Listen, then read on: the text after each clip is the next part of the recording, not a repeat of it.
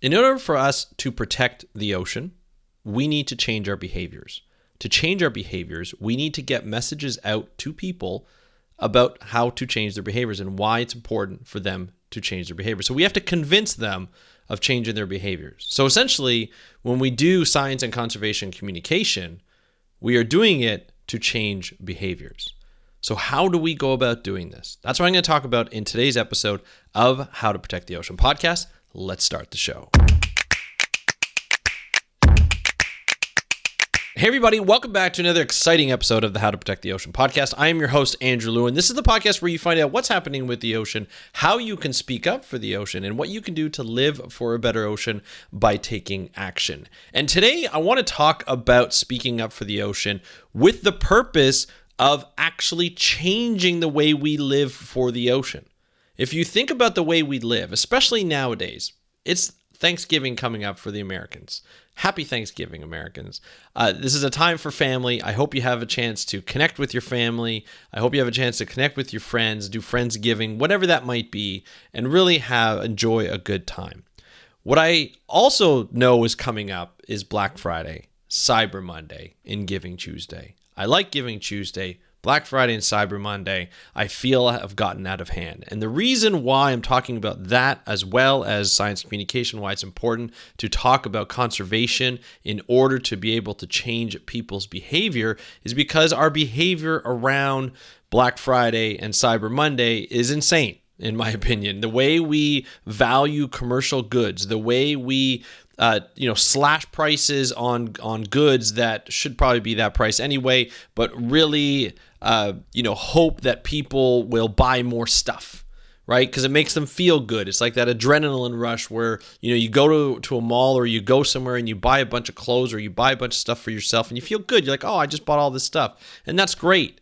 Not all of us can do that, but that's great that, some people can and they must feel great about themselves. But for what? We're buying things that are cheaply made. We're buying things that only last a very short amount of time in hopes that we buy more things. We buy electronics and we buy like dishwashers and fridges and things like that don't last as long as they used to. I remember dishwashers and fridges and microwaves and stoves and ovens. They used to last 25 years plus. Now they barely last 5 to 10 years. And they're made that way. They're made as soon as they're broken, it's too expensive to fix, so you might as well just buy another one. And that's the way, Black Friday is kind of marketed. Is, hey, it's Black Friday, there's a deal. You probably don't need anything, but why not have more, right? And I find a lot of everything we see today, digital media, print media, everything is, hey, you need more of this, buy this product, buy this product, buy this product. No messages or marketing around, just slow down. Just chill out a little bit and maybe enjoy nature. Maybe you don't have to buy all those things. And I find the communication around that, there's not enough communication to just have someone, so as you're scrolling through TikTok or scrolling through Instagram or Facebook or whatever that might be for you, and you just hear someone be like, hey, you know what? Maybe you don't need all this stuff today. Maybe you don't need to buy all this stuff to be happy. Or maybe just think about what you really need. Is convenience that much better over the consequences of convenience, right? Having more stuff, being able to buy from Amazon and having that shipped to your house is convenient. There's no doubt about that. But is it really good for you? Right? Are we really buying products that we really know? Are we supporting small businesses, businesses that will spend money within our own communities and support our own communities? Or are we just supporting somebody that lives across the world who doesn't care about our community and just wants money to go out of our community? Right? And then we don't get the goods in our community because everything is just so globalized. I know I'm talking about economics. I know I'm talking maybe potentially for some of you that this is a conspiracy theory and you've heard this before. But the idea around this is for science and conservation communication, we really need to reach people to change their behaviors around spending, change their mindset around maybe you don't need more stuff. Maybe you need to have more impact. Maybe you don't need to make more money. Maybe you need to impact the world more, impact their communities more. And I think that's what's really important. Talking to Travis Bays from Bodhi Yoga and Surf, we talked about that. I asked him, I said, I don't even know if I asked him during the interview, but at one point I asked him in our question and answer, our interview, I said, hey, do you have this opportunity like in Costa Rica and it's growing and growing and you're getting busier and busier. Do you have any plans to expand? And he said, well, to do that, I'd have to take down some more land. I'd have to buy more land. I'd have to take down forests and I'd have to build things. I don't want to do that because, I might be able to make more revenue, but I would rather increase my impact on the world than I would, increase my revenue. That's powerful. That's not an easy thing to say in this world. I highly respect that.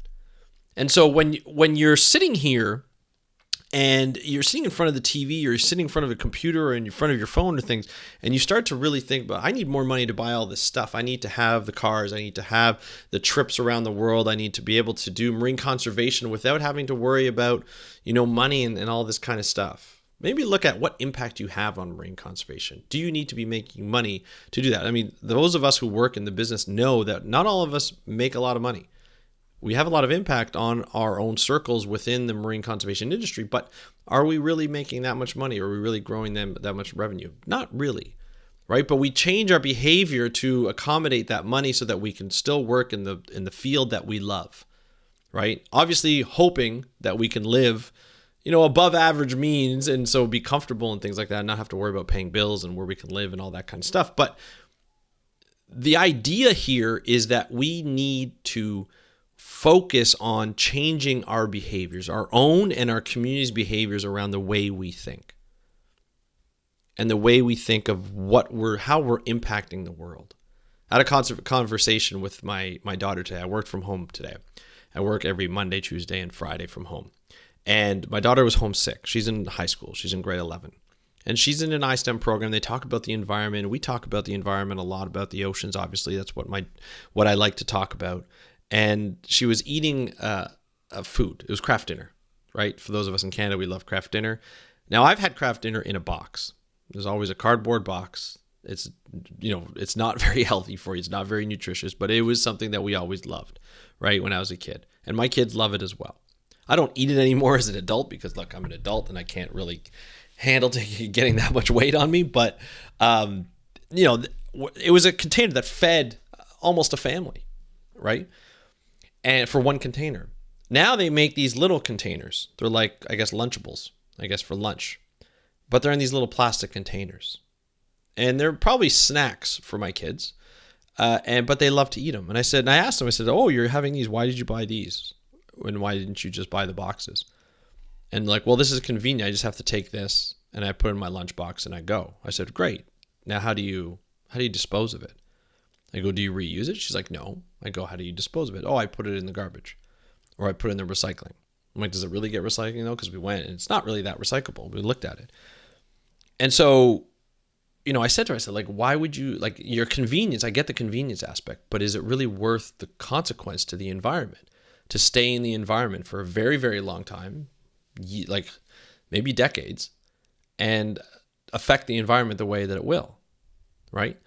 And you think about how many people use these, and you think about what is the consequence to the environment? It's well, I never really thought about that. I said, yeah, because there's no reason why you can't just take it out of the cardboard box, which is recyclable, make the whole box, and just pack it up into smaller containers that are reusable, and that are glass, and that don't affect the environment as much, and you can just take them to school then in those containers, wash them, bring them back, and you're good. And she says, yeah, I just never thought about that. I said that's what we need to think about as humans, as people. I said, I know the convenience is nice. I get it. I totally get it. But is it really worth the consequence to the environment? And it made her think, whether she's going to change her mind or not, I don't know. But it definitely made her think a little bit. I said, we have to start thinking about the environment. We can't just think about everything that we look at and say, oh, you know what? I'm at a store and I'm thirsty. I don't necessarily want, a sugary drink or anything like that. I just want a water. I'm going to buy a bottle of water because I want it. But we have water bottles at home. Why would I go out and get, reusable containers and things like that. Why would I go out and buy a water bottle when I know I have one at home and I can have water at home?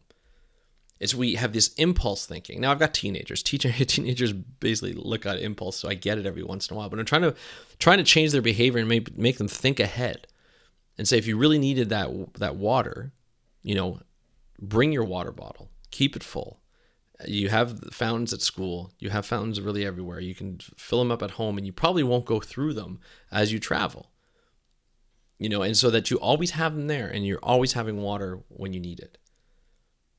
And it's just that change of behavior that's making them think of every time you're doing something, every time you're about to act on something, ask the question, how can this benefit the environment? How can this hurt the environment?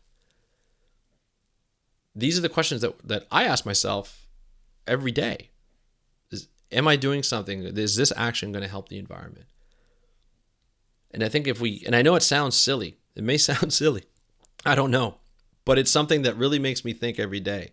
And looking at what this week is going to become in terms of people buying stuff and being happy that they can buy stuff on a discounted level, especially during these times when things are so, so expensive.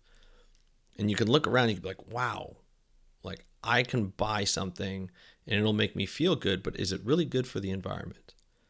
Do you really, really need it? Is it something that you absolutely need? We have gotten into a place that I've noticed over a long time where a lot of the things that we need to buy are really, some are really convenient, some really help us, but some of them are really wasteful. And it's just like, you're just asking yourself, is this something that we really need in our lives? And I've always tried to teach myself and my kids and my family to be like, hey, do we really need these? Balloons are fun. Balloons are colorful. You can play keep up with them and all that kind of stuff, but they're so wasteful and so harmful for the environment. Do we really need to have them every birthday? And I just find that it drives me nuts when I see it. It's just like, yes, it's fun, but is it really worth it? We have to ask from a human perspective, is this really worth the price of the environment? For like short-term happiness, is this really worth it? Can we not do without these balloons? Can we not come up with something else? And there's a lot of items like this. There's a lot of items that do more harm to the environment than good for our pleasure. And we just really need to start thinking about that. And as communicators, as science communicators, this is the question of how do you do that without sounding so negative? How do we do this as consumers or as communicators to say, hey, you shouldn't buy this because it affects the environment? And what I do, what I strive to look for is look for the alternative. Is not to say you shouldn't buy this, is, hey, what would be really good is if you did this for the environment, right? Instead of buying gifts and doing the whole Black Friday and the whole Cyber Monday, is give in somebody's name on Giving Tuesday. Make that the present. As I grow older, when I was young, I loved gifts. I'll be honest. As a kid, I loved them. G.I. Joes were my thing. That was the thing that I loved. If I got G.I. Joes at Christmas, opening up the big vehicles and things like that, and the bases, and then the individuals, and from the cartoon I used to watch religiously. That was my thing. And as I grew up, getting stuff was really cool. It was a lot of fun. But as I got older and older, it's gifts and Christmas and Thanksgiving and Easter and all the holidays that I celebrate with my family is not necessarily about the gifts. It's about the experience. It's about the experience of being around each other. And when I look back at all those holidays, especially with Christmas coming up, in Canada, our Thanksgiving was back in October, especially with Christmas coming up, the exciting thing was to see all the people. The exciting thing was to go to the parties, was to go to the family gatherings, the office parties, the lunches, and talk to people and be around people and be around family. And I know some people don't have that experience, and I'm sorry for that. But from my personal perspective, that was the thing, was to be around people, was to see people and just talk to people. And the more I think about it, the more it's like we could do good things. I see some families who donate time at the food bank to start organizing, food. And I see that, and I see them do it together. And it's like an experience that they share. Some people go away, on various trips. And I think that's a great thing to do as a family. So that family experience, that friends experience, even if you will, and being able to have those type of experiences last a long time, because that's what I remember. It's not always the gifts that I got. It was the memories that we had, during those times. And as some of you know who have been listening to this, I lost my father about 6 weeks ago, not even. And it still hurts. And with Christmas coming up, it's going to hurt even more. But the one thing that I've been reflecting on are all the times that we had together. And it wasn't the stuff that we had, the physical, what we had for our home, or what we had, for gifts and during the holidays and things like that. It was the time we spent together, the jokes that we had, the laughs, the cries, everything that happened to us was those experiences. Those are the things that I remember. Those are the things that make me feel better, right? The ability to do stuff together, go see a charity game or go do whatever we needed to do. That was the experience. That was that's what made the memories. It wasn't what we received at that time, the fact that we received shoes, the fact that we received clothes and things like that. It was the fact that we were spending time together. And that is something that I don't think I'll ever forget. I'll always cherish. And I hope to build those memories in the future for my kids and my friends and my family. That's what I hope to do.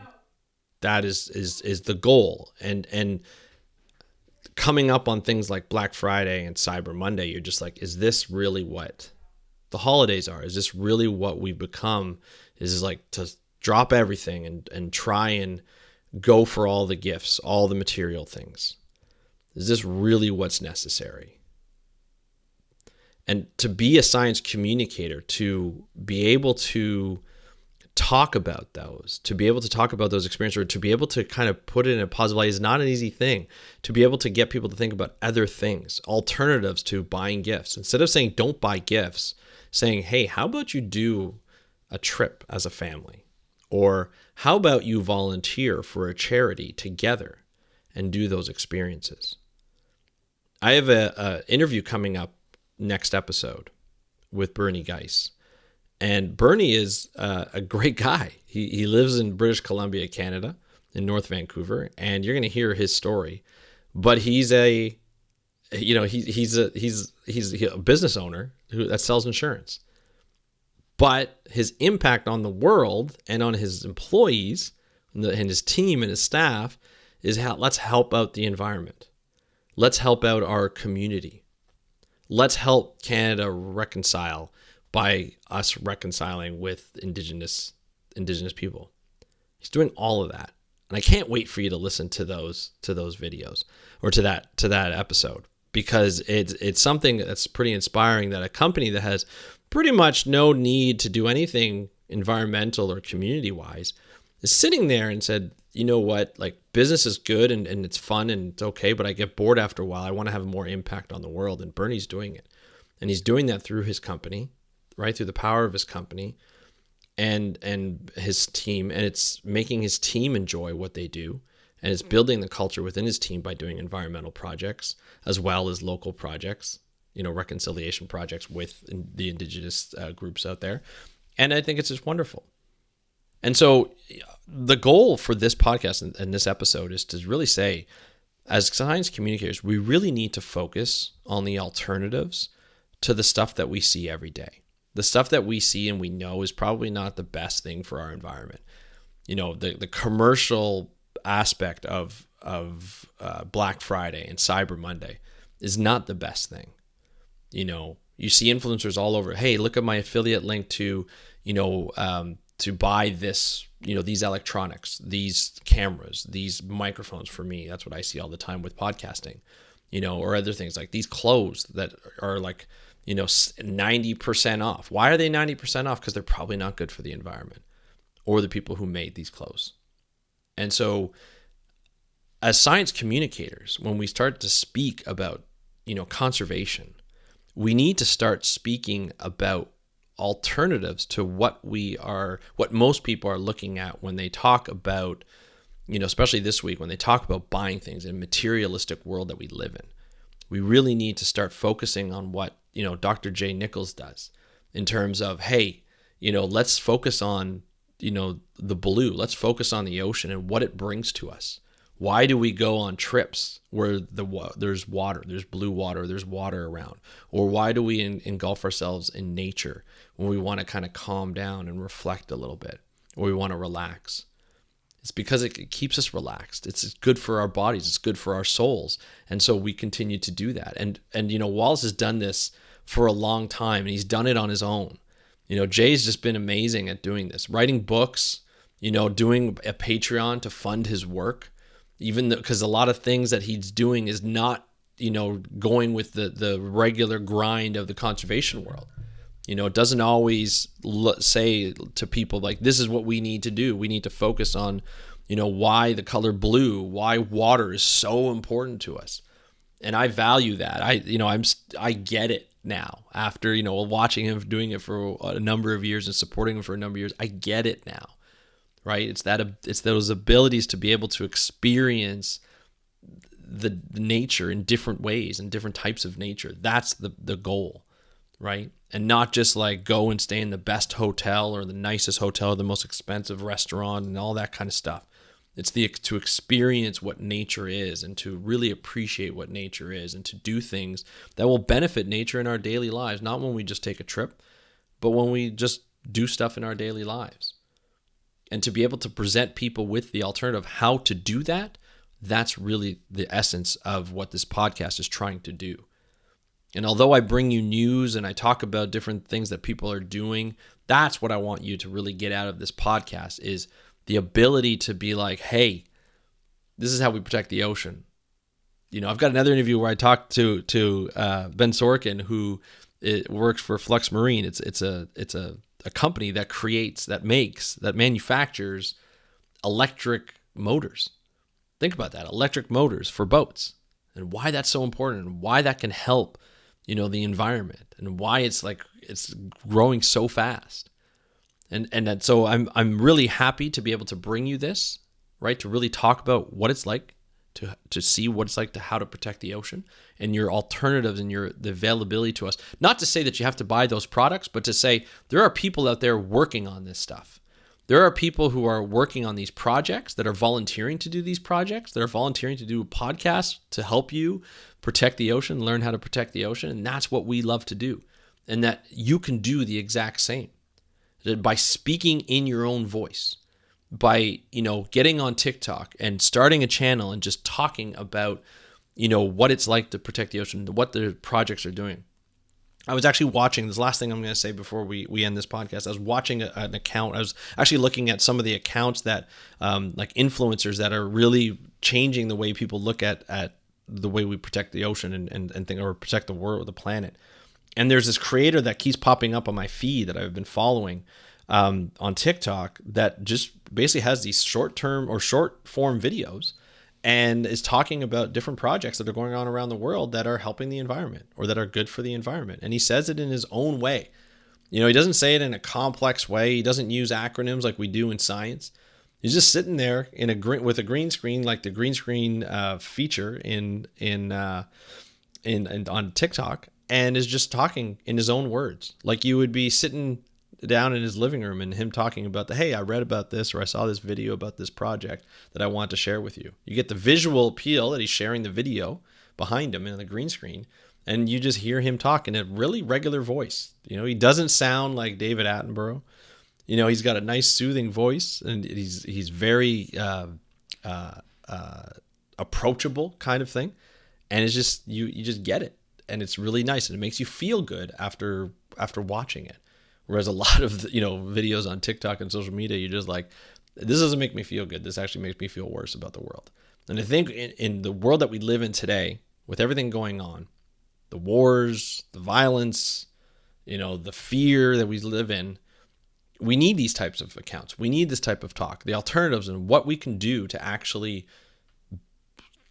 keep our planet here and stay happy and be sustainable.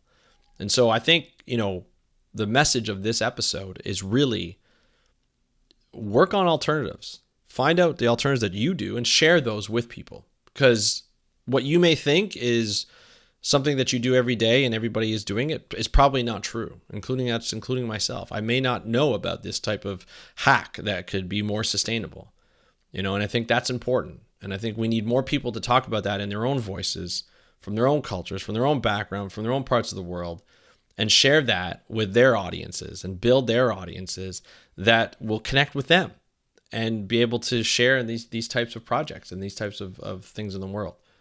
So that's the message for today. I know it was I didn't really set out to talk necessarily about that. It was more about talking in your own voice. But, just thinking about what's coming up this weekend in terms of like all the stuff that we want to buy and all the Black Fridays and the Cyber Mondays is let's maybe buy less and experience more. And I think that's sort of the final message that I have right now for this episode. But I'd love to hear your thoughts on this. What do you do during Black Friday, Cyber Monday, this time of year, or even during, the holiday season where many people celebrate a variety of different celebrations, but gifts are involved, families involved. I'd love to hear what you do during this time. Hit me up on Instagram at How to Protect the Ocean. And I'd love to hear your experiences. And I'd love to hear what you do that is more sustainable. I know one, I'll give you one before I really take off. I remember talking to a colleague of mine, a friend of mine, who says that he celebrates Christmas. And every Christmas he buys a small potted Christmas tree. So it's tiny. It fits on your end table or your desk and decorates it and waters it and everything. And when Christmas is over, instead of taking that Christmas tree and throwing it out, he plants it in his backyard and allows it to grow. And so now he has a series of Christmas trees in his backyard that he's planted. He's not killed. He doesn't buy it, cut it down, buy it, bring it home, decorate it, then throw it out, as many of us do. But he buys a new Christmas tree. Small, young, still growing. Decorates that, grows it in his backyard, plants it in his backyard, grows it, and now he has a number of different Christmas trees every year. And I think that's great. I love it. I love that aspect. That's just a kind of a cool hack to use. You still have a Christmas tree, you're still being sustainable, you're not killing anything, and you're still able to celebrate the holidays with some nice decorations. But I'd love to hear your thoughts. Hit me up on Instagram at How to Protect the Ocean. I would love to hear it by going to speakupforblue.com, clicking on the microphone in the bottom right corner, and just leaving a voice message. And I would love to hear how you celebrate your holiday season and what you do that's sustainable. I would love to hear that. And if you'd like, I could play it in a kind of an episode where we hear all about these cool sustainable hacks. That's what I would love to hear. If you go to that website, speakupforblue.com, and just click in, I believe it's the bottom right corner. I keep telling people it's the bottom right corner, but it's probably the bottom right corner. And yeah, there's a microphone there. You just click on it and it'll say, hey, start recording, record. I would love to hear what you have to say during your holiday season, what you do that is sustainable, that you want to share, that people may not know. Okay, so thank you so much for joining me on today's episode of the How to Protect the Ocean podcast. I'm your host, Andrew Luen. Have a great day. We'll talk to you next time, and happy conservation.